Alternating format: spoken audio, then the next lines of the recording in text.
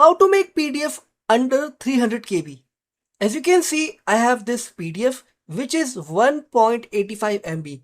I have made this under 300 KB. To do this, just go to Chrome or Safari and search here for pdf.looney.tools.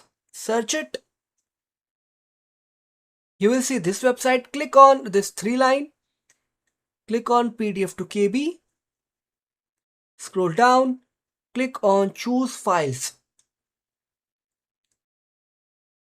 Select your file. Click target size. Now just click on compress. And also you can choose these sizes. Okay. So click on compress. Wait for at least 5 to 10 seconds. As you can see, our file is successfully converted under 300 KB. Just click on download.